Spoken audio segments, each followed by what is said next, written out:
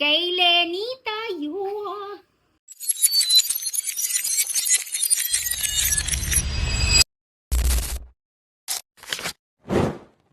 Ay naku mga kabata helmet. Lenny Eto, pa din. ang daming mga naglipa na ng mga trolls video kapar dun sa live ni Mayor Lenny Robredo kanina. Dahil ngayon nga po yung mayoral hackathon video kapar. Ay, naku mga bata helmet, napanood nyo ba yung live? Good morning, everyone. Marahay na aga sa Indogabos. Welcome to Naga City. Maraming salamat dahil gumastos kayo ng sarili niyong pera para makarating dito. Nahihiyaman kami, pero pasensya na po sa aming nakakayanan. But we are very happy that you have joined the first ever mayoral hackathon. 27 years ago, on the occasion of Naga's 50th founding anniversary, the city government of Naga, under the leadership of my then late husband Jesse, introduced a new slogan, An Maogbang Lugar, a happy place. We did not build this reputation by accident. Naga became a model city because its people refused to be passive. The vision was never about the government that would simply deliver services to a waiting public. Through the years, we have found the most effective solutions among ordinary people who see a problem and show up without needing to be told that it matters. The city is built with Nagueños, not just for them. Ulitin ko This city is built with Nagueños, not just for them.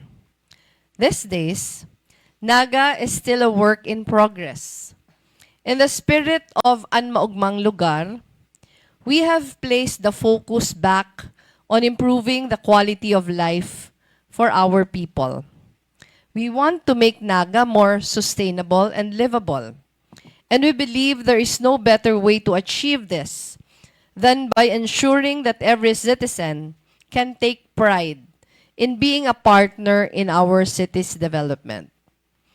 Ayaw po namin na tinitingnan ng tao na tagatanggap lang ng tulong galing sa gobyerno. Pero yung gusto naming lungsod ay nakikita na yung tao may ownership sa problema, kaya tumutulong din siya. To fulfill the promise of Maugmang Lugar in these modern times, we have identified 8 finish lines for the next 3 years. All concrete aspirations that we co-created with civil society. Ito pong 8 finish lines na to, nabuo ito out of community consultations with the barangays, civil society consultations with the different sectors, pati po yung mga iba't ibang mga organizations dito sa Naga, city officials, members of the City Hall family, lahat merong ambag in coming up with the 8 finish lines. Parang ano lang naman ito, parang 3-year development plan, pero gusto namin siyang tawaging finish line para makadagdag sa pressure sa amin. Na hindi siya, pag sinabi kasi development plan, parang plano lang siya na pwede namang nasa papel lang. Pero pag finish line, kailangan naming maitawid bago namin tapusin yung aming first term in office. So hindi ko na siya, hindi ko iisa-isahin lahat. But today, I want to speak about 3 of those finish lines in particular. The ones most directly relevant to the work of this hackathon. First, data-driven social protections for every Nagueño. And under it, we have 2 key pillars for well-being, health, and social services. The Naga City Local Health Facility Development Plan, lahat naman na LGUs merong ganito kasi required siya ng DOH. It has one governing objective, to establish a responsive, accessible, and integrated public-led healthcare provider network which fully operationalizes the mandates of the Universal Healthcare Act and aligns with the Philippine Health Facility Development Plan 2020 to 2040. Ang ganda, di ba? Ang ganda ng pagkasulat. Pero most of the time, hanggang sulat lang yon. And most of the time, yung nakakalungkot over the years, kahit nung nasa Office of the Vice President pa ako, nasa Congress pa ako, and nag-angat buhay na ako, lahat meron, pero kadalasan kahit yung mag-i-implement, hindi niya naman nababasa. Parang ginagawa siya as a compliance lang. Compliance with the requirements of the OH. So sayang naman kung hindi mabasa. Ang ganda pa naman. So the core principle underlying every element of this plan is equity and quality. Yun po yung gusto naming ma-achieve dito sa Naga as far as health is concerned. Every Nagueño is entitled to safe, people-centered, and comprehensive healthcare services, and to access those services without incurring financial hardship. Tingin ko, this is not, this is not just the dream of Naga, pero the dream also of every local government unit. Di ba? Ito naman yung dream ng lahat. To deliver on that commitment, the plan is organized around 4 strategic pillars. Number 1, health infrastructure development. The systematic closure of facility gaps identified through population-based demand analysis, including the need for additional primary care facilities and public hospital capacity at both level 1 and level 2. Medyo expound ko lang yon. Currently, aside from the barangay health centers, Naga has 4 health facilities. Yung number 1, Naga City General Hospital. Tapos meron kaming tinatawag na CHO1 and CHO2. Ito yung City Health 1 and City Health 2, which in a way serves as a primary care facilities dahil nagpapacheck up doon yung mga tao.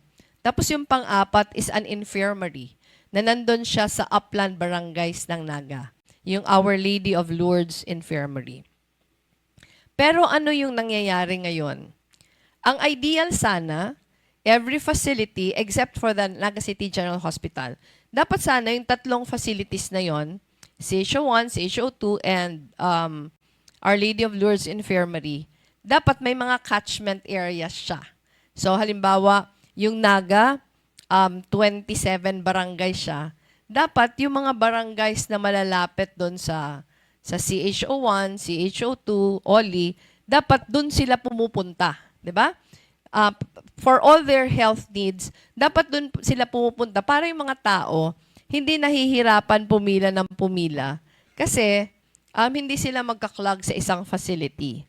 Halimbawa, example, ang CHO2 namin, malapit siya sa downtown area, catchment area siya for 10 barangays. Pero ano yung nangyayari? Ang nangyayari ngayon, majority, kahit check-up lang, pumupunta sa Naga City General Hospital. Meron din pumupunta doon sa ibang health facilities. Pero lahat, papunta siya sa Naga City General Hospital. Na ang ospital sana, dapat nakakonsentrate lang siya doon sa needing specialized care, or needing confinement, or emergency services. Pero ito, kahit ang outpatient department ng Naga City General Hospital, siya yung pinaka-busy sa lahat. Pero siya yung pinaka-busy sa lahat kasi siya yung kompleto ng gamit. So madali lang sabihin na galing ako sa barangay na ito, doon ako naka-assign sa CHO1. Madali lang sabihin na doon ka pumunta. Pero when you go, hindi naman kompleto yung gamit. Kailangan ko ng labs. I-refer pa ako sa Naga City General Hospital. So why go to CHO2, di ba? Pupunta na lang ako doon kasi doon, sigurado, na pag doon ako nag-OPD, kompleto na lahat. So yun yung nangyayari ngayon. Pero because hindi nasusunod yung mga catchment assignments, may mga facilities na overloaded. And Naga City General Hospital is overloaded. So, ang daming reklamo sa kanya. Ano yung mga reklamo sa kanya? Ang haba ng pila, ang tagal naghihintay ng mga tao, kulang ng doktor, kulang ng mga nurses, kulang ng gamot. Talagang kulang. Pero kulang siya kasi yung sineserve niya is so much more than what is planned. Pero hindi kasalanan ng tao. Kasalanan ng gobyerno kasi hindi niya na ma-manage na maayos. Until now, I've been in office for what? Close to 8 months. Hindi pa din namin naaayos. Nag-improve lang siyang slightly. Pero hindi pa namin naaayos ng naaayos. Kasi marami siyang moving parts na hindi namin maayos kaya kailangan namin yung tulong niyo. So, ano pa yung mga problema sa health namin? Mamaya ako na i-discuss kasi facilities pa lang. Pero essentially, yun yung problema ng facilities namin. So, ano yung tinitingnan namin na moving forward? Ang tinitingnan namin moving forward, dapat yung ibang facilities outside of the general hospital, dapat kompleto yon. Para maengganyo yung tao na doon siya pupunta. That's number one. Pero for facilities ba, kaya bang asikasuhin yung services na about 210,000 na population? Definitely not. Kung susundin natin yung universal healthcare sa proportion, dapat meron kaming 11. Dapat meron kaming 11 na primary care facilities para yung mga tao hindi masyadong naghihintay ng matagal. Pero hindi pa namin yon kaya. So this year, gusto namin magbukas ng 4. Tapos in the succeeding years, dadagdagan namin. Yung mga barangays na kaya na, kasi may mga barangay health centers naman na malaki, may area, pwede nang tulungan ma-equip, makakadagdag yon. So, the second is human resource strengthening, which addresses workforce capacity alongside physical infrastructure, recognizing that facilities without adequately trained and sufficient personnel cannot deliver the standard of care required. Ito siguro, magbibigay ako sa inyo ng context. Magbibigay ako ng context kasi paminsan, ang pagpapagawa kasi ng ospital, lalo pag ako yung local chief executive, ano yun? Trophy ko yun. 'Di ba? Pag nakapagpagawa ako ng malaki, maganda, maraming beds na hospital, trophy ko yon. Pero paminsan, nakakalimutan na ang ospital hindi building. Di ba? Pero yung ospital is the entirety of all the services that people would need. Pero kadalasan, yung local chief executives, dahil politiko siya, inuuna yung magandang building at saka na lang maghahabol. So, yun yung nagiging problema. Meron kang magandang building, pero hindi mo siya na ma-maximize in the manner that the hospital should function kasi hindi mo naman siya sinabayan ng budget for personnel. Yung budget mo for personnel, gumawa ka ng ospital na malaki, pareho pa din nung wala kang ospital, na meron ka lang infirmary. So, paano mo matutugunan yung mga personal needs? And because kami, by nature, mga politiko kami, pag kami yung nagde-decide who to hire, kadalasan maraming political accommodations, di ba? Mga anak ni kapitan, mga anak ni kagawad, nakikiusap. And kadalasan, wala sa kanya yung skill na kinakailangan pero accommodation. Lalo na ngayon na may hazard pay and may PhilHealth share, pinag-aagawan na ma-assign sa hospital. And paminsan, pag hindi fair yung proseso, yung mga favorites, yun yung nakalagay sa ospital. Kasi yun nga yung choice na assignment. Pero ang nagsasuffer yung services. Kasi yung nilagay mo, wala namang capacity. So example, yung problema namin sa ospital, yung structure ng HR namin, sobrang bottom heavy. Maraming admin assistant, maraming clerical, saka secretarial, utilities, marami. Pero ang pharmacist, iilan lang. Ang medtech, iilan lang. Kahit nurses, kulang. So parang, kung na-imagine nyo yung triangle, sobrang heavy niya sa bottom, meron siyang taas, pero halos hollow yung gitna. Kasi hindi na manage ng maayos yung dapat sana bago binuksan yung ospital, maliit lang muna, pero kumpleto na para sinescale mo na lang. Pero ito, nauna yung malaking building, tapos maghahabol na lang ng tao. So magrereklamo syempre. Di ba magrereklamo syempre yung tao na palpak yung serbisyo. Syempre palpak kasi hindi mo nasabayan yung building ng kinakailangan na tao. And I think it's not just it did not just happen in Naga, but is happening in many hospitals managed by local government units. Okay, number 3, service delivery integration and network governance. The institutionalization of two-way referral systems supported by standardized referral forms and electronic tracking to ensure continuity of care across all levels of the provider network. So, ito, meron kaming apat na facilities. Pero yung apat na facilities, hindi yun nag-uusap.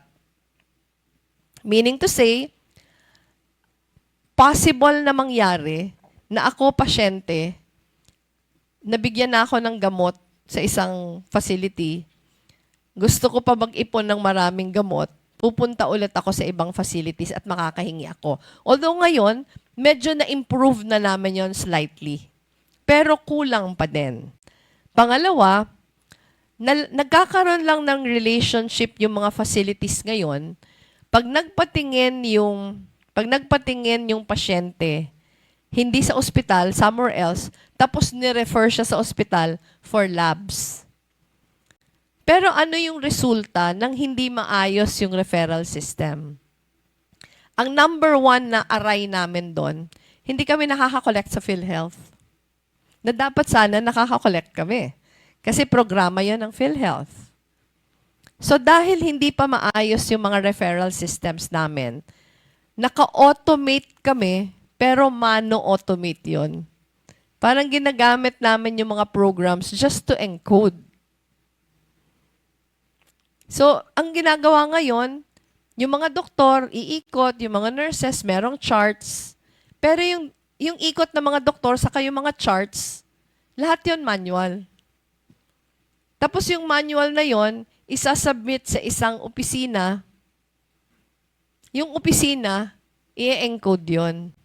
And paminsan, ang dami naming PhilHealth rejections. Kasi yung encoding, nagkakamali. So may isa ka lang mali, mare-reject na siya ng PhilHealth. Mare-reject na siya ng sistema. Hindi lang yon, because nagmamanual saka nag-e-encode, ang backlog namin, ang haba. Just to demonstrate to you, I was able to get assistance already for the hospital. Siguro mga ang nahingi ko na mga almost 100 million. Nahihingi yun sa DOH from the national government as assistance to the hospital. Pero ang usapan doon, mabibigyan ka lang nung next tranche pag na-liquidate mo na yung earlier tranche. Dapat naman, di ba? So, sa nahingi kong almost 100 million, ang nada-download pa lang 10 million. Dahil hindi pa namin, wala na kami pera. Pero yun pa lang yung nada-download dahil hindi pa namin naliliquidate at may backlog pa sa encoding. So, ano yung ginawa ko? One of our best people na mahusay din yung background sa IT but who's our HR and procurement now, inassign ko muna doon. Inassign ko muna ngayon sa ospital to be the chief finance officer and to help them transition to a more digitized records keeping. Kasi, ang DOH, may requirement naman siyang programa na ginagamit sa ospital. Yung iHomies. Magkaiba pa yon ha. Yung City Health, pareho ang nire-reportan, DOH, pero magkaibang programs. Ang City Health, ang required program sa kanya, iClinicSys. Ang ospital naman, ang required sa kanya, iHomies. So ngayon, ang isa sa mga challenges namin, pwede ba nating i-marry yung dalawa? Para maayos na yung referral system sa both hospitals. Na pag pumunta sa akin sa ospital, na nagpa-check up na sa ibang facility, makikita ko na yung buong records. Ngayon kasi hindi. Kung ano lang yung ipakita sa kanya, yun lang yung nakikita niya.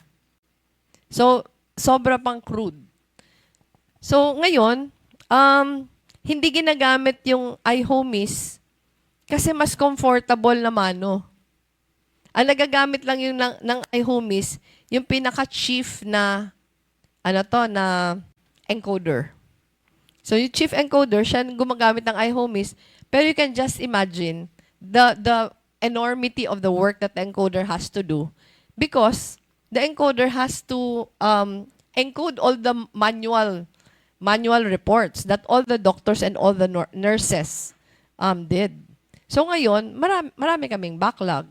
So, for example, may halimbawa yung Sorsogon Provincial Hospital, nakakasubmit sila ng PhilHealth reimbursement in 2 days after the transaction was done. Hulaan nyo kung ilan sa amin. Sa amin, 48 days. After one transaction has been done. Saka lang kami nakakasubmit and it takes 7 to 10 days for PhilHealth to reimburse. So, ano yung implication nun? Maraming perang natetenga. Diba? Talaga mauubos yung budget mo kasi yung pera na dapat sana pinaparol mo, hindi mo na-roll. So, yun yung kailangan namin sa inyong tulong. Paano namin ma-simplify yung mga proseso such that hindi na kailangan mag-manual lahat, ma-marry namin yung mga pagkakaiba ng mga health facilities na makita yung health records. May mga data privacy issues ito na kailangan i-settle. Pero yung pag nagpapa-check up yung isang taga-Naga, dapat sana ay nakikita na nung doktor ano yung previous health history niya para nakakapagbigay siya na mas maayos na prognosis and diagnosis. So, yun yung isa namin na pinaka hinahanap ngayon. Paano namin ma-memory yung iba-ibang systems? I-mention ko naman mamaya in detail kung ano yung naisip namin na mga programa sana na makakatulong sa amin. But let me first proceed. Ito na yung digital health and information systems which function as the enabling infrastructure for all the 3 that I have mentioned earlier. On digital health specifically, the city's implementation agenda is concrete and time-bound. Number 1, gusto sana namin electronic na all the medical records and referral tools, and we are able to deploy this already across all barangay health centers and referral facilities, including the Naga City General Hospital and the Bicol Medical Center, which is the tertiary hospital, Apex Hospital here. Number 2, we are able to implement already the telemedicine services that will be integrated in compliance with the UHC mandate. Kasi mandate na under the Universal Healthcare Law na merong telemedicine services. Number 3, the One Health app will be utilized to monitor priority populations for proactive and timely medicine delivery. So, ngayon, hindi namin yun nagagawa dahil wala kaming real-time health records. Ang backlog, even on the barangay level, ang backlog minsan months, meron pang years. So, paano makakagawa yung local health board ng proactive na intervention or planning kung hindi mo nga alam kung ano yung what's there. So ngayon ang pinaka dream sana namin na in real time, especially the policy makers and kami na tasked to implement, na meron kaming access sa data na real time. Na halimbawa, may nagreklamo sa amin last week, ilan na yung may dengue cases. So tinanong namin yung City Health, ilan na ba yung incidence ng dengue cases sa atin? Hindi alam. Hindi alam kasi hindi kompleto yung reporting. Parang lahat, ay may nagsabi na dun sa barangay na ito, ganito. Pero Walang real-time count. So, hindi mo alam kung may kailangan ka na bang gawin. Halimbawa, yung TB incidents, marami pang untested ngayon kasi hindi pa targeted. Pag pumunta doon na nagpa-test, na nag-positive, nalalaman. Pero paano yung hindi nagpapatest? Now we started an initiative na yung sa mga bata, lalo na yung mga wasted and stunted, nagti-TB testing na kami. And unfortunately, may mga nag-positive na. And pumapasok to sa eskwela. So you can just imagine kung you put in danger the health of all the others. Because pumapasok na hindi siya tested. So, matulungan sana kami na ano yung mga pwede namin gawin para nakakabigay kami na mas proactive and timely advice, medical advice. Ang isang problema din namin, gamot. Kahit may pambili kami, nauubusan kami. Bakit kami nauubusan? Dahil hindi maayos yung inventory management. Bakit hindi maayos yung inventory management? Kasi nakasulat lang lahat. Nakasulat sa papel. So for example, one patient would go to City Health. Sabihin natin, yung mga common medicines. Ang pinaka-common, yung amlodipine, yung pang-hypertension. Pag wala sa City Health, aakyat sa mayor's office. Pwede pong pahingi ng pambili. Kasi pag hingi po namin sa City Health, walang amlodipine, which is very regular. So, ang usual kong gagawin, pupunta ko yung City Health. Bakit kayo nawalan? Na dapat hindi kayo nito nawawalan. Minsan, halimbawa, yung pharmacist alam niya, pero yung City Health officer, paminsan hindi niya alam na wala pala. 'Di ba? Na dapat sana nakikita na yan sa app. Tapos pag nagtanong ka, bakit kayo nawalan? So maghahanapan pa sa records kung bakit nawalan. Yun pala, may na-bid out na, pero yung winning bidder pala, hindi pa nagde-deliver. And it happened. May winning bidder from April, November ako naghanap, meron pa siya hindi nade-deliver. You can just imagine. Nanalo na siya ng April, hindi pa siya nagde-deliver by November. Pero walang nakapansin. Kung hindi kami naghanap, walang nakapansin. Kasi hindi maayos ang records. Dapat sana, in one glance, nakikita mo na. Di ba dapat in one glance, nakikita mo na, alin na ba dito ang malapit na maubos? Tapos dapat alam mo na, in any given month, ilan bang metformin ang kinokonsume natin? Ilan bang amlodipine ang kinokonsume natin? And dapat, para sa akin, yung buffer, 1/4 dapat. Hindi pa nawawalan, bumibili ka na. Kasi kung bibili ka na paubos na, chances are, there will be days that you won't have. Because the procurement process takes more than a month.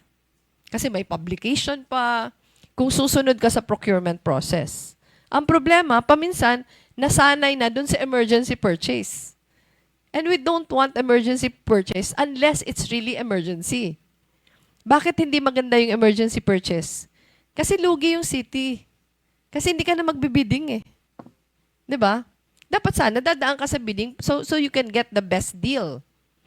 So parati kong sinasabi, i-allow lang natin yung emergency purchase kung yung emergency was unforeseeable.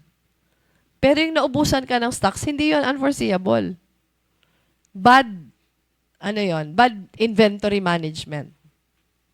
So, yun din yung kailangan namin. Ano ba yung programa na makakatulong sa amin na better inventory management? Alam ko na marami ng programs out there. Pero, kailangan pa din maghanap ng isang programa na una, user-friendly. Pangalawa, na yung lahat na decision makers and implementors would have access to it. Para alam na namin before the problem even comes. Na-anticipate na. This will be complemented by mobile health technologies, a digital ID system to support health data collection, and a patient-managed personal health record system. So, isi-share ko lang to. Isa sa pinakamalaking problema ng NAGA. merong ditong, the biggest hospital here is the Bicol Medical Center. Ang Bicol Medical Center is a DOH regional hospital. So, yun yung pinakakompleto, yun yung pinakamaraming espesyalista, yun yung pinakamalaking funding. Pero because of that, marami siyang pasyente. Yung Naga City General Hospital, funded by the city government. So, because it's funded by the city government, kahit gusto naming maging philanthropic all the time, we're not allowed to spend all our money for non-residents of Naga. Siyempre, yung konting pera namin, nakalaan yon for residents of Naga. Pero masama na umayaw sa pasyente. 'Di ba? Masamang umayaw sa pasyente. Pero dapat ang sinasabi ng DOH, for us to be able to serve even non-Naga residents, dapat yung services na ni-render namin, marireimburse namin yon from PhilHealth. Kasi kung hindi namin yun marireimburse from PhilHealth, it would be better na i-refer namin sa Bicol Medical Center. Kasi Bicol Medical Center can spend for them. Pero ikaw pasyente. Alam mo, pagpunta mo sa Bicol Medical Center, maraming pasyente din, napipila ka. Sa Naga City Hospital, mas konti. So kahit tagalabas ako na Naga, doon ako sa Naga City Hospital kasi mas convenient, mas konti yung mas konti yung pila. Pero yung problema, pag inalaw namin yon na walang limits, baka April pa lang sarado na yung ospital. Kasi, syempre, yung funds namin is limited. So, kailangan namin ito, yung parang digital ID system, na nakabase siya sa yung hindi ba mako-cover ng PhilHealth, iko-cover ba ng ospital for zero balance billing? Kasi dapat, pag taga-Naga ka, makover ng ospital yung zero balance billing. Pero pag hindi ka taga-Naga, dapat ma-refer siya sa BMC para zero balance billing siya. Ewan ko kung, do you follow? Nakaka-follow ba kayo? So ngayon, nahihirapan kami malaman kung taga-Naga o hindi. Kasi lahat nagka-claim na taga-Naga. Although later on, ma-discover din na hindi pala. So ang tanong, ano ba yung pwede namin gawin? Although we're profiling all our residents now. So ano ba yung pwede namin gawin para yung digital ID system would already be the signal dun sa mga healthcare providers kung anong klaseng health services ang pwedeng ma-provide sa pasyente. Based on that. 'Di ba? Kasi kung may pumuntang pasyente sa ospital, pangit naman na sabihan mo na ay hindi namin ikaw tatanggapin. Lalo na pag emergency cases. Pero yung pinakamabuti, pag scan pa lang ng kanyang ID, alam mo na kung ano yung limits of the services that can be provided to them para bago pa man lumala, na-refer na siya sa mas maayos na medical facility. So ngayon, we don't have that. Umaasa lang kami ngayon sa whatever kind of ID that is shown to us. But we have discovered over time na ang daming hindi taga-Naga na may ID Naga. So, it's something that, parang ano siya, actually crossroads kami dyan. Kasi while we want to help a lot of people, we just can't because of the limited budget that we have. May mga innovations kami ngayon na ginawa, like we entered into AMOA. Turo to sa amin ng PhilHealth. We entered into AMOA with 3 towns na sinasabi nung 3 towns na ang Naga City General Hospital ang aming primary care provider para yung services na marirender namin, masisingil namin sa PhilHealth. Pero without that, hindi namin masisingil. So gastos yun ng Naga for non-Naga residents. So we need a better digital record system para ma-support yung aming yung patient-managed personal health record system. At the community level, barangay-based promotion on adolescent health, immunization, and non-communicable diseases will be amplified through digital apps alongside social media mobilization platforms for basic health service delivery. So, sa barangays, ano yung nangyayari? iikot yung mga barangay health workers. Health profiling, immunization, maternal care. Iikot sila, ang midwives iikot din separately, pero lahat na profiling nila nasa papel. Lahat na records na ginagawa nila nasa papel. Pagdating nila sa barangay hall, isasubmit nila yung papel sa kanilang encoder, tapos mag-encode. But you can just imagine, lalo na sa mga big barangays, grabe din yung backlog. So again, ang average na backlog dito sa barangays, several months. So pag kailangan mo na yung updated data, you don't have it. You don't have real time.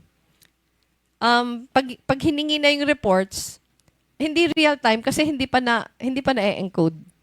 So pagka-encode sa barangay, magsasubmit din sila ng reports sa City Health Office. Ang isasubmit nilang reports, hard copy. So meron ulit encoding na mangyayari. So ano yung dream sana natin? Ang dream natin, I was telling you earlier, na may ginagamit na app yung City Health Office, na itong app na to, ito yung pag-transmit niya ng reports sa DOH. Ang app, iClinic SIS. So ang gusto sana natin, na yung mga umiikot na mga barangay health workers or midwives, meron ng tablet na dala. Yung tablet na dala, meron na siyang program na naka-upload dun sa tablet. Tapos dun niya na sinasagutan. Wala nang mano-mano. Pwede namang i-check pa din yon, pero it goes into the system na. Para pag okay na siya, after yung pinaka-head niya nag-check, dire-diretso na. Hindi yung andaming gaps, na andaming reporting system na hiwa-hiwalay. Hiwa-hiwalay yung reporting system. Sa barangay, magre-report pa siya sa Barangay Kagawad on Health. So, nandyan si Mayor Rex ng Victoria, Tarlac. I'm sure, Mayor, na you share this sentiment. Ang mga workers natin, health workers natin, nauubos yung oras to comply with DOH requirements. Magsasubmit ng report. So, wala nang ibang gumagawa ng reports. So, ang gusto ko sana mangyari with us, pwede ba tayo makagawa ng app na isi-simplify na yung lahat na ginagawa? Para ang ginagawa na yung health workers natin, yung totoong trabaho nila at hindi sila natetenga sa paggawa ng reports. So that's a kind of program that we wish na magkaroon tayo. So collectively, these measures constitute a shift from fragmented facility-level service delivery toward a governed, data-integrated health system, one capable of fulfilling the city's universal healthcare obligations in the years to come. So ang sinasabi ko sa health personnel namin, kahit ang ipangarap lang muna natin, pag may kababayan tayong nangangailangan ng healthcare, mapoprovide natin yon. Pag may gamot silang kailangan, dapat hindi hadlang ang kahirapan para hindi sila makainom ng gamot. Yun lang. Wala nang iba. Huwag na tayong maghangad ng iba pa. Yun lang muna tutukan natin first 3 years. Kasi pag nagawa natin yun, mararamdaman ng tao na inaasikaso siya. Pero, kung may sakit siya, pipila muna siya. Tapos hihingi pa siya sa mga politiko ng pambayad. 'Di ba? Tapos bibigyan siya ng konti. Tapos bahala na. Halimbawa, meron siyang maintenance medicine, nabigyan siya ng konti, kailangan niya ng 30 tablets, ang nabili niya lang 5 o 10. Magkakasakit pa din siya, 'di ba? Kasi hindi niya 'yun nainom. And pag nagkasakit siya, expense pa din 'yun for the LGU. Pero pag inaasikaso mo na healthy yung mga tao sa lugar mo, so tinitingnan namin, pag naayos natin yung service delivery, ang gusto na namin tingnan yung mas preventive na aspect, yung healthy lifestyle ng mga tao. Kasi lalo nagkakasakit ang tao, lalo magastos sa gobyerno. Kasi grabe yung pangangailangan mo sa health facilities and health services. So kung ang gusto mo na bibigyan mo ng tamang care yung tao, yung datos yung pinaka-importante. 'Di ba? Yung data is the most important one. So, pag panganak pa lang, pag buntis pa lang, dapat na, kami, red marks kami sa health scorecards. Kasi yung maternal care, dapat yung mga buntis, nakakapag-prenatal check-up, dati 4 times, bagsak kami doon. Ngayon, ginawa pang 8 times. Di lalong bagsak kami. Pero ang reason nun, tingin namin, ginagawa ng mga BHW sa midwives ang trabaho nila. Pero yung documenting, tracking, hindi nga namin alam yung universe. Pag sinabing 95% ng mga bata dito sa atin, 0 to 5, kailangan fully immunized. Hindi nga alam kasi ang daming naka-register sa NAGA kasi yung mga ospital nasa NAGA. 'Di ba? Ilan ba talaga yung tunay na universe ng mga bata na kailangan ma-immunize? So hindi maayos yung records taking and records managing. So yun nga yung paano ba? Paano halimbawa pag ni-register sa local civil registrar namin, pag pinanganak sa Bicol Medical Center, chances are galing yan sa labas ng NAGA, siguro more than 20%. Galing yan sa labas ng NAGA. Pero i-register dito dahil sa NAGA nanganak. Pero dapat may way of tracking. May way of tracking. Saan ba doon? Sino ba doon sa mga ni-register sa NAGA ang may NAGA address? Yung parents. Pero ngayon, pareho din. Ang local civil registrar, ang gamit niyang programa, PSA program, Philippine Statistics Authority program. Para makuha ng City Health sa kanya, yung records, ang imagination ko yun, i-click niya na lang. I-click niya na lang sa computer, parang Excel. I-click niya na lang, hanapin niya yung lahat na may NAGA addresses. Pero no, the program doesn't allow you to do that. Alam niya yung kung anong ginagawa? Kinokopya mano-mano from the computer screen. Kasi hindi na do-draw from the PSA program. So, ang tanong ko, pwede ba tayo na gumawa ng sarili outside of that program para dumidiretso na siya sa isang, 'di ba? Sa isang database, lahat na may NAGA addresses, diretso na doon tapos pinapadala na ng LCR. May data sharing na ang LCR sa City Health.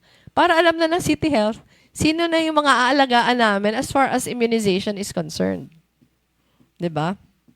Tapos pag nagpa-check up sa private doctor, yung mga medyo may kaya, magpapa-check up sa private doctor, wala kaming way of assessing. Pero kung meron sanang data sharing na memorandum of agreement with the Philippine Pediatric Society, na pag NAGA residents, pwede bang, we don't have to beg for it anymore?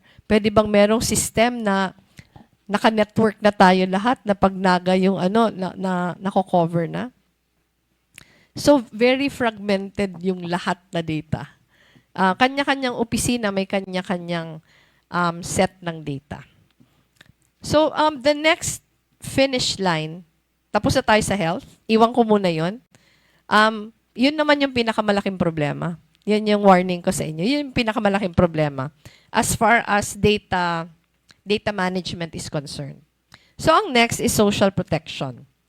The City Social Welfare and Development Office administers 6 program clusters: children and youth welfare, women's welfare, family and community welfare, crisis intervention, disaster response, and auxiliary social services. With all this combined, they serve a caseload of thousands of beneficiaries annually. The scope of this mandate is defined by a constellation of legislative obligations, including the Social Welfare and Development Act, the Solo Parents Welfare Act, and aligned national programs such as 4Ps, AKAP, YAKAP, and the social pension for indigent senior citizens. The governing principle of this administration's social protection agenda is that compassion must be systematic and data integrated. Goodwill and dedicated personnel are necessary conditions for effective social welfare delivery, but they are not sufficient. Without the institutional architecture to support them, service delivery becomes inconsistent. Benefit release is delayed, and the most vulnerable households bear the cost of administrative gaps they had no part in creating. Thus, our reform direction rests on three integrated priorities. First, and ito ginagawa na namin ngayon, community-based social profiling. We want to establish a unified barangay-level household registry, which is continuously updated and classified by vulnerability indicators, including indigency, disability, solo parenthood, abuse exposure, and disaster risk. This registry shifts the city's operating model from reactive case intake to anticipatory programming, enabling targeted intervention before households reach crisis point. So, bigyan ko lang kayo ng idea. Malaki yung social protection program, both of the city and the national government. Malaki yon. Yung mga national government programs, kadalasan downloaded din yon sa city government. May mga programa na targeted na. Meaning to say, halimbawa, ang 4Ps, meron ng listahan kung sino yung 4Ps members. Solo parents, meron ng registry ng mga solo parents. Seniors, meron ng registry ng seniors. Pero yung problema namin, halimbawa nagkakasakit, kailangan ng gamot. May namatayan, kailangan ng assistance for burial, expenses o pambili ng kabaong. May mga nasa stranded na passengers, hindi na makauwi kung saan sila galing na probinsya, kailangan pasakayin. Over the years, ang naging habits ng tao, pag may kailangan siya, pipila siya sa CSWD, hihingi ng tulong. So, ang DSWD, meron siyang programa na AIX. Siguro narinig nyo na yung AIX, no? So, pipila ka doon, bibigyan ka ng tulong, pera yung binibigay. In 3 months, hindi ka na ulit makakahingi, pero after 3 months, pwede na ulit. So, merong mga nangangailangan na every 3 months nandun para humingi. May dalawang takes ako doon. Kung nangangailangan ka, bakit kailangan ka pang pumila? Dapat targeted na sana yon. Halimbawa, maraming pumipila na yung hinihingi niyang pera, pambili niya ng gamot. So, ang tanong, bakit hindi na lang ipadala sa kanya yung gamot? Or make the medicine available sa mga barangay health centers para hindi na siya pipila sa DSWD. Doon niya na lang pipick upin. Anyway, siguro nagka-indigency assessment na din. Pero hindi eh. Pipila siya. Pangalawa, meron ding pilahan sa city. Halimbawa, pag may, ewan ko mayor ko nangyayari to sa inyo sa Victoria. Pero dito po sa amin, pag may session ang sanggunian, marami nakapila sa labas. Kasi nandyan yung mga councilors, magsosolicit sila after. So, naging ugali siya. Okay naman maging matulungin, pero number 1, yung tinutulungan mo ba, sila ba yung most in need? Baka hindi naman. Baka sila lang yung masipag pumunta. Baka yung mga wala nang kinakain, hindi naman alam na pwede palang humingi. 'Di ba? O nahihiyang pumunta kahit alam nila na pwedeng humingi. Pangalawa, kahit mo yan bigyan, is that sustainable? So, ang tanong, yung humihingi ba deserving na humingi? Meaning to say, entitled ba siyang humingi? Baka naman ang sagot, oo. Pero halimbawa, binigyan mo ng 3,000 pesos. Hanggang kailan yon? syempre, yung resources mo, limited. So, ang gusto natin ngayon mangyari, is there a way na ang tao, hindi niya na kailangan pumila, pero identified na natin sino yung mga nangangailangan ng tulong. Tapos, anong klaseng tulong ang ibibigay natin para, una, mas maayos yung management of resources. Yung hindi naman kailangan ng tulong, wag na munang humingi. Para yung konting resources mo, sa kanya mo nabibigay. Pero what's happening now? Kahit sa gamot, kahit may pambili, dahil alam nila na nakakahingi sa city, hindi sila bibili, hihingi na lang. Pero yung kailangan ng gamot, hindi sila nakakainom, ang iba namamatay dahil hindi nakainom. Without knowing that they can ask for help. So ngayon, ang hinahanap natin, paano ba't natin magiging very targeted lahat?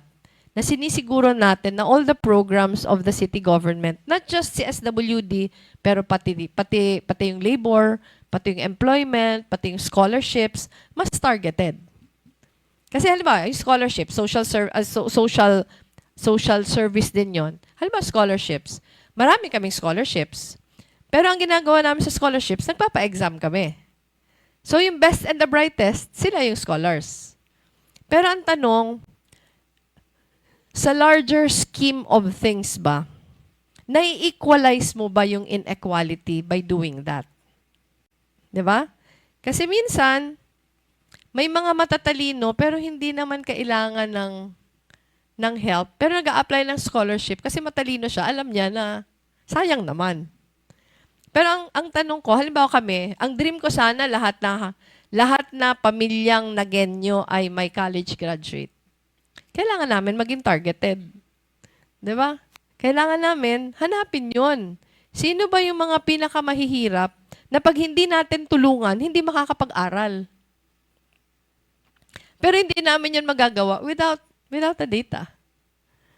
Ang CBMS, from the Philippine Statistics Authority, yung CBMS data, the latest, has been turned over to us already.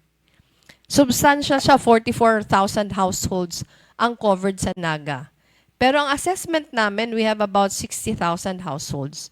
So yung 12,000 households, yun yung tinatrabaho namin ngayon. Ang CBMS data, kompleto siya. Yun? Downloadable, saka pag hinanap po yung isang data lalabas, pero hindi kompleto. So, kinukumpleto namin yon para pag gumawa kami ng programs or maghanap ng beneficiaries to existing programs, mas targeted na.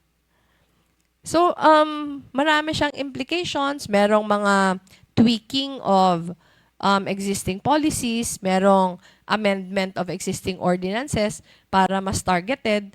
Pero again, it will all redound to, meron ba kaming data? Meron bang programa para madali na for us na mag-targeting? Para madali na for us na kung mag-o-offer ako ng tulong, nandyan na kaagad. Example, yung solo parents. Maraming mga benefits ang solo parents. Pero halimbawa, ako solo parent ako. Pero, hindi ko na din kailangan yung tulong na kailangan ng ibang solo parents. So, mas gusto sana namin na yung parang Venn diagram natin. Yung mga, kung anong klaseng tulong, hinahanap natin yung cross-section of needs ng mga tao para hindi siya blanket. Hindi yung lahat na senior citizen, same ang ibibigay. Kasi pag same ang ibibigay, hindi natin ini-equalize yung inequality. Diba? Hindi natin binabalanse yung inequality. So next. Ang sunod namin na wish, paperless case management. All program enrollments, case studies, referral records, crisis intervention logs, and disaster response documentation will be migrated to a unified electronic platform. We want it to be a system where any social worker can access a complete current case history, initiate referrals, and document outcomes in real time, reducing administrative redundancy, improving data integrity, and enabling supervisory oversight at the program level. So again, just to demonstrate kung ano yung mga nangyayari. Halimbawa, bumagyo. Bumagyo. Dahil hindi maayos ang sistema, pagdating sa mga evacuation centers, maglilista mano-mano. Naglilista mano-mano. Pag magsabi ang DSUD, magbibigay kami ng mga housing materials para doon sa mga nawalan ng bahay. So maglilista yung barangay, again mano-mano. Pag minerge na yung lahat na data, ang daming mawawala sa listahan. Ang daming mawawala sa listahan. Pag nagbigayan, instead na natuwa yung mga tao, nag-away-away. Lagi yan nangyayari. Nag-aaway-away. Bakit siya meron? Ako wala. Mas grabe nga yung nangyari sa akin. And nangyayari siya kasi hindi maayos. Hindi maayos yung data system. And anong connection nito sa paperless? Maraming bagay ang masosolve pag paperless na tayo. Una, baka masolve na yung mga threats to integrity of data. Dahil lahat nga saka ang mga sinusulatan minsan, nasa likod ng kalendaryo, supot ng tinapay, kasi yun yung available at the moment. Hindi talaga maayos yung case management, yung data management.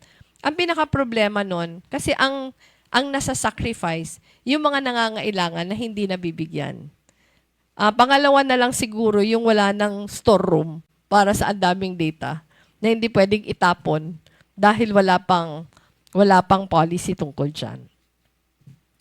So, with the reforms that we wish we could have, this will represent a transition from a program delivery model to a systems management model of social protection. So, na-imagine nyo ba na dati kasi ang mindset namin sa City Hall, basta mabigay lang kung anong hinihingi. Pero ang gusto natin, na meron tayong architecture ng sistema na kahit hindi siya humihingi, dahil nalalaman na natin kung anong kailangan niya, nabibigay na natin yon sa kanya, na hindi niya na sinasakripisyo yung dignidad niya. Kasi, paano na sisakripisyo yung dignidad? Bisita kayo ngayon sa opisina ko, marami nakapila. Pag ikaw ba pumila? Di ba? So, lagi ko yan sinasabi kasi ang iba, syempre, nagrereklamo, ano ba yan? Yan na naman. Humihingi na naman. So, you have to remind everyone na mabuti nga tayo yung hinihingian. Hindi tayo yung humihingi.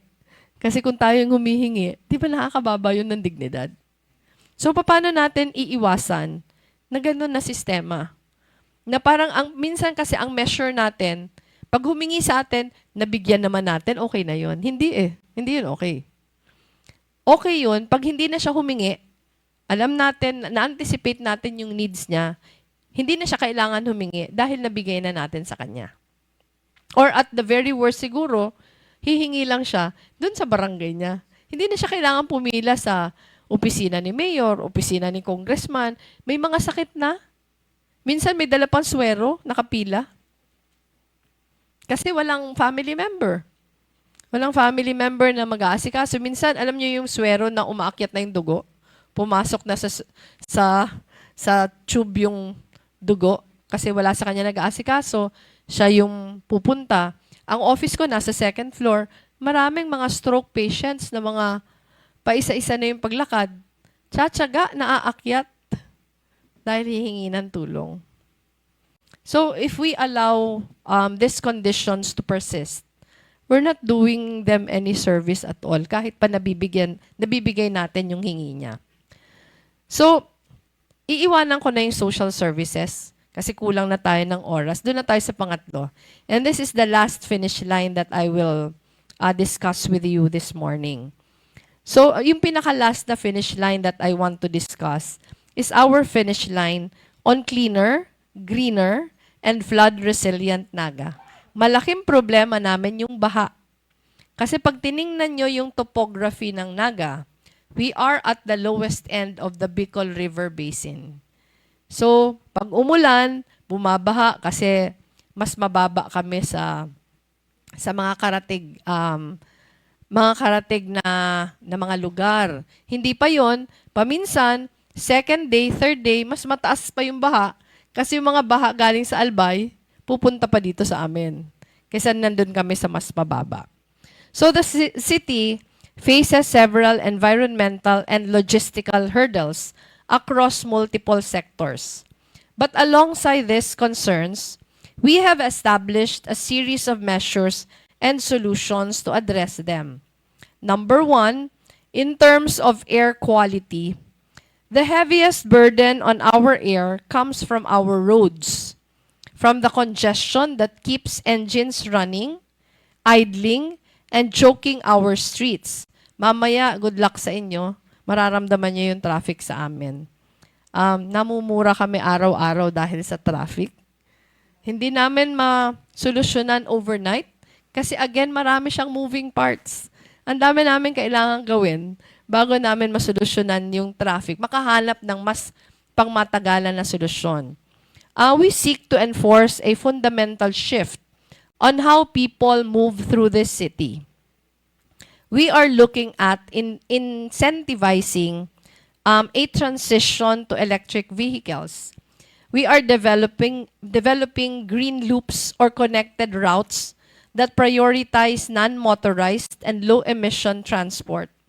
And we are pursuing pedestrianization projects that return parts of our city to the people who live in it, on foot at a human pace. Ito po, sinimula na namin. Since kailan ba tayo nag-umpisa? November? Since November, nag-umpisa na kami ng mga carless weekends. And yung mga carless weekends, blockbuster yon dito sa amin. Parang piyesta lagi pag may carless weekends. And it only goes to show that people are hungry for safer streets. Kasi pag tiningnan mo yung mga daan namin, talagang designed for cars, not for people. So isa yon sa mga kaya hindi pa namin ma-resolve kaagad ngayon kasi maraming infrastructure shift na required. Paglagay ng bike lanes, pag-ayos ng pag-ayos ng mga sidewalks, pag-alis ng mga obstructions. So ngayon nandun pa lang kami sa clearing phase. Ang daming obstructions sa aming mga sidewalks. So dito uso ang door-to-door. Dito kahit malapit lang pupuntahan mo, nag-jeep pa o nagta-tricycle o nagdadalang sasakyan ang mga tao. Kasi, hindi convenient panglakad. So, yun yung gusto naming ayusin. So, in terms of water, makikita nyo pag umikot kayo sa Naga, na the heart of the city is the Naga River. Nasa gitna siya ng city. Siya yung naghahati sa city into two sides. We have our centerpiece, Naga River Revitalization Program. Our act of reclaiming not just our waterway, but our city's relationship with the water that runs through it. Madumi po ang tubig ng aming river. Classification C yan. So, yun yung gusto naming ayusin. Gusto namin na i-aim na mas luminis yung tubig. Naglalagay kami ngayon ng mga water treatment facilities. Ngayon, for this year, maglalagay kami ng water treatment facility sa aming Naga City Public Market. Kasi for the longest time, yung tubig na madumi galing sa market, dumidiretso sa aming river. So ngayon lang yan, lalagyan ng water treatment facility. Isusunod namin yung aming ospital and isusunod-sunod na lahat. So I don't know if anyone here is from Iloilo. Meron bang taga Iloilo dito? Wala. So kung nakapunta na kayo sa Iloilo, kung nakita nyo yung Iloilo River Esplanade, nangangarap kaming gayahin yon. In fact, paumpisa na yung first phase of the program. Bakit namin yung gagawin? Gusto namin i-bring back ang attention sa Bicol River. Pag pinaganda namin yon, ang expectation namin, ang tao magkakaroon ng ownership sa paglinis ng tubig kasi nakikita na siya at dinadaanan. Pangalawa, makakadagdag siya sa pedestrianization. Kasi pag pinaganda namin yon, it will become a long linear park na ang tao maiengganyo ng maglakad from one side of the city to the other. Pangatlo, preventive health measure din yon. Kasi ang number one cause of death dito, hypertension. saka heart disease. Kasi walang exercise, lahat nagsasasakyan all the time. So and we don't have as many we don't have parks, we don't have enough open spaces for people to conglomerate. Kaya nga pag nagka-carless kami, punong-puno ng tao. Kasi yun lang yung only chance nila. So last November, nagkaroon kami ng 3 carless Sundays. Blockbuster yon.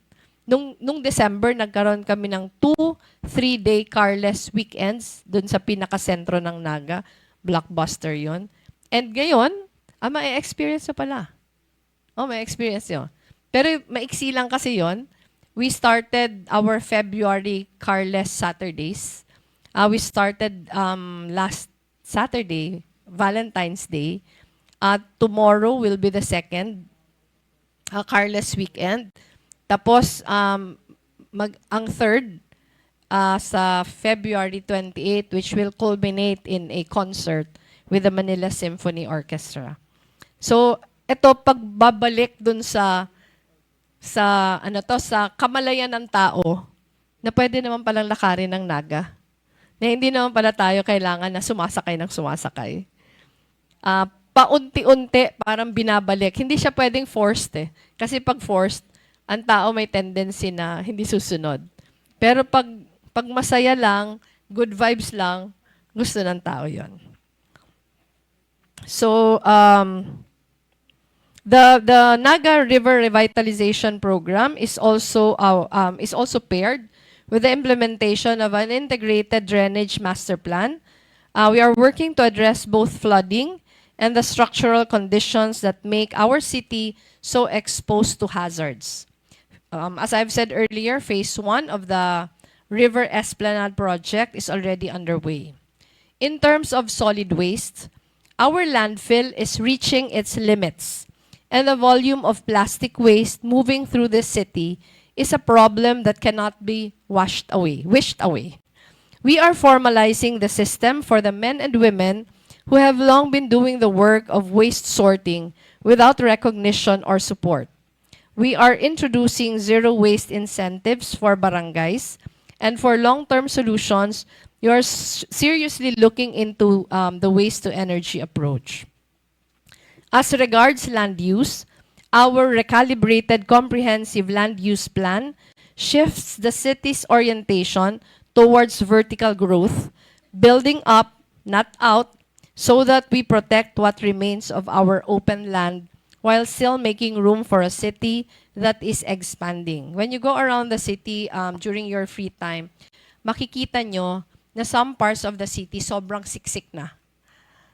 Sobrang siksik na. Ito, where this is, may libre pang konti na what is supposed to be the diversion road. Pero siksik na ito. Ang medyo bakante na lang sa amin yung towards the mountains. And there's not nearly enough land to cover our needs anymore. So ngayon, mag-shift na kami sa mas vertical. And lastly, on climate resilience. We are building a data-driven early warning system governed by a resilience council that can coordinate across agencies and barangays when extreme weather threatens.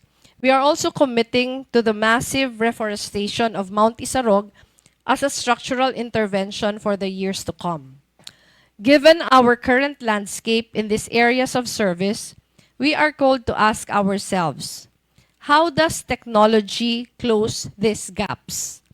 How do we build systems that find people and not just serve those who find us? Ito yung sinasabi ko kanina. How can our government show up before the crisis does? Kadalasan kasi ang government nandyan, pagtapos na yung crisis. Di ba? Lagi tayong relief, rehabilitation. Pero, paano natin maiiwasan? Or paano natin maiibsan dahil handang-handa na tayo? And how do we strengthen the spirit of being an active steward of our city? Amid the challenges of our times, we know that we must transcend the old way of doing things. This is why an open, digital, and participatory Naga is part of our strategic direction. And in the context of introducing solutions, we believe that this pivot will give the infrastructure that makes all our other goals possible. Governance happens when we make our health data visible and accessible. When we build a system that identifies a family in need, even if they do not set foot in City Hall. When we strategically connect our flood sensors to a platform that our communities can refer to in real time, this is what technology enables. A government that sees more clearly, moves more quickly, and can be held to account by the people it serves. At the core of our efforts towards our goal of being an open and digital city is Maynaga app. Ewan ko kung tingnan nyo na yung Maynaga app. Our flagship citizen engagement platform, developed with a local startup and its young team. Maynaga now has 32,000 downloads, kahit bago pa lang, and 22,000 registered active users, making it the single largest digital citizen feedback and service delivery platform in the entire Bicol region. Pag tiningnan nyo yung Maynaga app, parang yung lahat naman na elements expected of an LGU app nandyan, di ba? Pero that is not what makes the Maynaga app empowering. Kasi meron ka ba, Cle? Nung interface nung Maynaga app? Pag tiningnan nyo yung Maynaga app, if you have that already in your downloads, ang pinaka single most used feature of the Maynaga app, yung complaints section. Yung complaint section, every day, we are bombarded by thousands, hundreds of complaints from our citizens. From stray animals, mga sirang bumbilya, mga nawalan ng tubig, nawalan ng kuryente, mga ayusin na ganito. Araw-araw. Ganon yung nare-receive namin. And maganda siya. Talagang na-busy kami, pero maganda siya. So through Maynaga app, our residents have already filed thousands of cases, real concerns from real people, ranging from uncollected garbage and public safety issues to requests for street light repairs, drainage declogging, and complaints about illegal parking. Meron pa kaming dream ngayon. Yung dream namin ngayon, gagamitin ang Maynaga app to enforce discipline as far as traffic is concerned. So pinag-aaralan yung legalities nito, but you might be able to help us with developing it. Ang gusto sana namin, yung mga obstructions, yung mga hindi sumusunod sa traffic rules, yung mga nag-illegal parking, pwedeng picturean galing sa Maynaga app na camera, tapos may naka-geotag, real-time, nakalagay, tapos pwede siyang maging evidence ng violation of traffic ordinances. And yung mga violators, pwede siyang to be made to answer for them. Parang contactless. So, pinag-aaralan namin yon. Pinag-aaralan namin yon ngayon kasi napakahirap yung traffic because you only have, ang reklamo sa amin, wala na namang enforcer. Kahit ang dami na naming enforcer, laging kulang because our streets are already very busy. Pero siguro pag in-empower yung citizens to help the enforcers, baka mas maging disiplinado yung mga tao. So, that one is underway. So, these are not abstract data points. These are the daily community-level concerns that directly affect the safety, cleanliness, and livability of our city. Maynaga app sifts through these reports through an AI-powered triage system that categorizes, prioritizes, and routes reports to the different departments. Dati kasi mano-mano. Yung I think first month of Maynaga app, mano-mano lahat, pero ngayon AI-powered na din yung aming triaging. Diretso na siya sa mga departments na kailangan tumugon. So, halimbawa, uncollected garbage, diretso na siya sa solid waste management. Pag ang problema, mga illegal parking, diretso na siya sa public safety office. Kung ang problema, busted streetlights, diretso na siya sa General Services Department. So, it has helped us na hindi na masyadong labor-intensive yung pagtatriage namin. But perhaps, the most important fact is this. My Naga app is modular and scalable. It is designed to be open by default where possible, so that modules can be audited, reused, and improved by local teams rather than locked into proprietary vendors. So, since we launched My Naga app in August, marami nang dinagdag na features. Marami pang kulang, halimbawa, yung inaayos pa ngayon, yung security issues, marami pa siyang kulang, pero ang pinakamahalaga, ini-improve natin day by day. Parallel to this is the guidance of the Aninag Council. The Aninag Council was formed through an executive order which I signed. Aninag stands for Advanced Naga for Innovation and Good Governance Council. The body charged with making sure our digital transformation remains principled. The council vets and screens every technology before the city adopts it, so that we are not captured by vendors or dazzled by tools that do not serve our people. It sets the standards for how artificial intelligence is used across city systems to ensure that our people's data are used responsibly. Napakahigpit po ng aming data privacy officer. Data protection officer, I mean.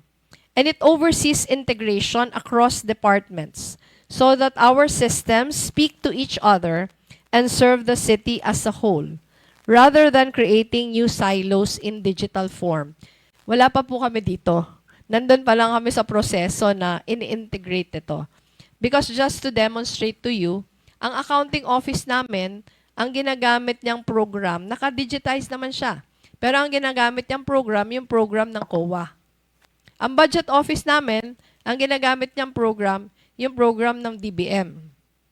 Ang procurement namin, same, ginagamit niyang program, yung program ng DBM for procurement. Ang local civil registrar namin, ang gamit niyang program, yung program ng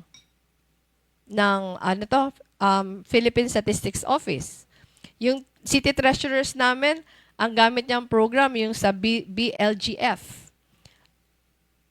Kanina na-mention ko na yung health office, iClinic SIS, ang ospital, iHome SIS, at yun lahat na program sa ginagamit, hindi sila nag-uusap-usap. So ngayon, we want to break those silos already. For more efficient governance, para hindi fragmented yung delivery of services. Ngayon, paunti-unti, nagagawa na namin, pero we would be needing your help to get past those silos. Marami na ding improvement, pero kulang na kulang pa. So, we are just very grateful that you are with us today to help us navigate yung aming mga kakailanganin. So today, we are affirming our commitment towards our city's digital transformation. And we are proud to do it with all of you. We are here to build things the city can actually use, not proofs of concept, not polished presentations for a panel of judges, but features, modules, and systems that will be integrated directly into My Naga app and contribute to the real institutional transformation of how this government works. So hindi po namin hinahanap yung mga sobrang high-tech na mga programs. Hindi yun yung hinahanap namin. Ang hinahanap namin, yung magiging functional sa aming mga pangangailangan. Yung makakatulong sa aming day-to-day governance. Yung makakapadali sa aming trabaho. Yung makakasagot dun sa lahat na gaps that I shared with you earlier today. So sa amin, mas simple, mas gusto namin yon. As long as natutugunan niya yung mga pangangailangan. Hindi po, wala pa tayo doon sa pagandahan ng naisip. Ang hinahanap pa lang natin, how do we make governance more efficient by using technology so that we can better serve our people? So each solution here must pass a real test. One that has nothing to do with elegance or complexity. Gaya ng sabi ko, we are not looking for the most sophisticated technology, but for the most thoughtful response to a real civic need. Solutions that truly understand the problems they are seeking to solve. We are reaffirming the value of collective ownership. Our solutions here are built for Nagueños by people who understand and love Naga as much as we do. Solutions that are designed for our context, ones that go beyond imported templates. And we are looking for these solutions from a long-term standpoint. We will not measure their success by the demos during our hackathon. The real test will be whether the city can deploy it, maintain it, and improve it. Ultimately, the answers will come from Nagueños, who will be using what you built. There are very real challenges ahead for us, but instead of being discouraged, let us all choose to look at it as an opportunity to make real, lasting change for the city that we all love. So, eto na po yung pinakahuli. Yung mga tumulong sa amin to develop my Naga app, ano lang to? Parang nag-umpisa lang siya sa may kwentuhan. Sobrang bilis niya lang ginawa. So, dinevelops, ang sinasabi ko lang, wag nating i-deploy pag perfect na siya. Pag meron ng working draft, gawin na natin kasi mapaperfect natin yan with the participation of the people who need them, by the people who will use them. So that's exactly what happened with my Naga app. So ang happy lang namin dahil volunteer lang yun sa amin na itutulong, but we are very happy that there are a number of LGUs already who approached us na gusto ding gayahin yung may Naga app, and tinatanong kami, pwede bang ipakilala kami? Pwede bang ipakilala kami doon sa mga gumawa? Kasi gusto din namin i-explore na magkaroon din kami. So kahit hindi ganun ka-lofty yung ating dreams, tingin ko the best creations come from the simplest desire to just be of real service to our people. So really, thank you for accepting our invitation to join us, and thank you for making all the sacrifices just to be here with us today. We are looking forward to spending the next 3 days with all of you. Mabuhay po kayong lahat. Maraming salamat. So, ayan nga mga bata helmet. Pero itong mga 80-80, ang daming trolls! Ang daming trolls din sa live na yan. At talagang ang binabato nila kay Mayor Lenny, corrupt daw si Mayor Lenny. Ha? Paano naging corrupt? Super Alam mo, mahirap talaga kapag ayaw makinig. Hindi, ang pinakamahirap doon, mga kabatang helmet, Bijugapar, yung ayaw mong intindihin. Ayaw intindihin. Masyado kayong panatiko sa isang tao na wala namang binatbat. Kasi nga bayad sila. Yan yung pinapasweldo sila para magkalat ng ganyan. Oh. Panggigil naman diba? talaga. Hindi na kayo, hindi na kayo tinablan, ha? Yung mga trolls, hindi na kayo tinablan. Ang ganda-ganda. Kapal ng mukha nyo, pinapasweldo kayo para manira, ha? Para sirain ng Pilipinas. Ang galing, ang galing, ang galing. Pero yung mga Ganda trolls ng report eh. Video pa yung mga trolls yan, malamang. Porpis. Go. Mga gipit. Gipit At na mananatili kayong gipit. Uy, wag. Dapat daw lahat Hindi. Yung mga troll na yan, mananatiling gipit sa buong buhay nila kasama ng mga pamilya nila na pinapalamo nila galing sa pasweldo nila bilang troll. Sabi ni Mayor Lenny, radical magmahal, Video Kapar. Pakahirap naman yan, Mayora. Lahat aangat, walang maiwan. Pero ayan nga, no, super grabe, detailed, Ay, oo. real time, lahat ng mga sinabi ni Mayor Lenny Galing, Robredo. diba? Yun yung sinasabi ko sa inyo, mga bata helmet. In terms sa health, yung healthcare system natin, yun yung gusto ma-achieve ni Mayor Lenny. Yung parang iisang ano lang siya, Video Kapar, parang server Oo. na, ito ka, yung best example na sinabi nga niya, yung mga BHW o kaya yung mga midwife, yung nga nagbabahay-bahay about sa immunization.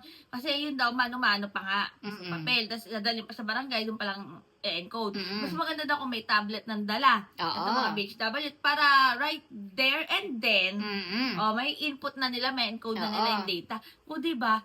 Sa ibang bansa kasi, mga patahilin. Pero dito, may mga nag-implement na rin ng mga hospitals and mga facilities about yan sa EMR na tatawag o yung Electronic Medical Records. Oh, Or- again? It's EMR, Electronic Medical Records. Pero ayan nga, mga kabatang helmet. Sa ibang bansa, talaga super yun talagang gamit nila. Kasi paperless na eh. So, wala na yung sa ospital, ang mga charting, yung mga records. So, encode mo lang sa computer. Using that specific na EMR, kung ano mang software yung gagamitin nyo. Oh. Yun yung gusto ma-achieve ni Mayor Lenny. Na kung halimbawa, ikaw na pasyente, control, napunta ka ng naga. Di nakita yung records mo doon. Ginanon. Taga Timbuktu ka pala. Sa malayong lugar ng Timbuktu. Lalabas na address mo. Lalabas ang address mo down under. Pero ito nga, mga batang helmet. Siyempre, meron tayong mga consequences or siyempre may legalities din yung mga ganyang klaseng software or yung mga platform. So, papasok naman dyan yung HIPAA. Yung HIPAA is yun yung tinatawag na patient confidentiality na hindi tayo basta-basta, yan nga, gaya ng sinabi ni Video Kapar, nalalabas doon kung ano talaga ito mong address. Hindi yan pwedeng ilabas. Hindi siya pwedeng i-disclose kasi may data privacy tayo. At yun nga, yung HIPAA na tinatawag. So, mananatili lang yun doon. Hindi siya yung tipong ipagkakalat, i-chismis, ito tiga ganito to. Mananatiling nandun yan, troll, walang utak. Hindi! Mahaba talaga yung live na yan. So, iiksiyan ko na lang yung pagre-react ko. Ang bottom line lang dito, talagang si Mayor Lenny Robredo, naka-immerse siya dun sa nangyayari talaga in reality sa particular na lugar or sa buong Pilipinas. Kasi pinag-aralan talaga eh. Hindi siya Pinaral.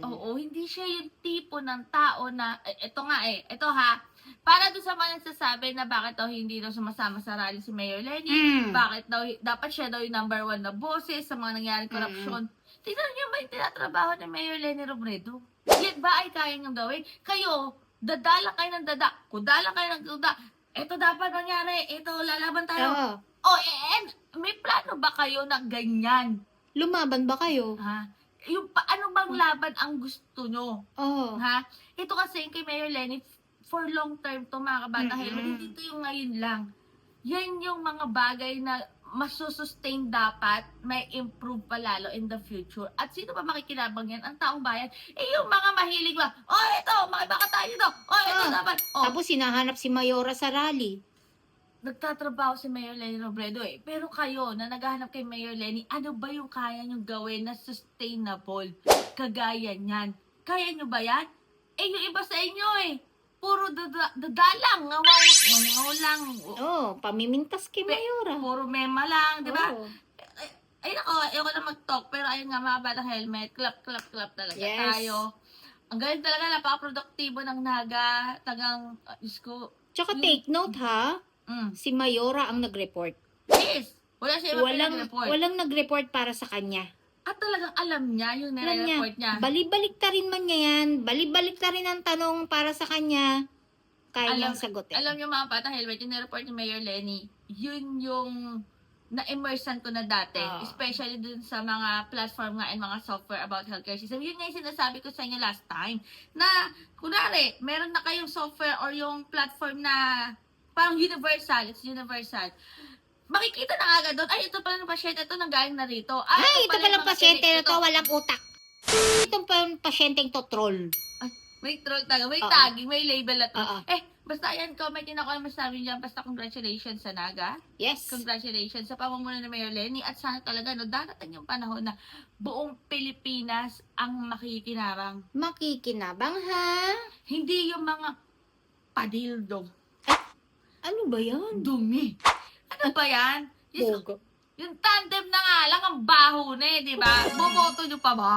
Kakahiya naman kayo. Pero Ang dumi. ang dumi ng padildo. Itim. Diyos ko. Maitim ang kinabukasan sa dumi. Sa mga padildo. Pero ano mga bata, helmet. Basta stay up, stay safe tayo as always. Ako po si BH. Ako naman po si videographer. O basta, congratulations sa Naga. And see you! Sa Bukas Naga. na. Bukas Basta na. tayo Naga. Sabado, ang pagpunta ni PBBM.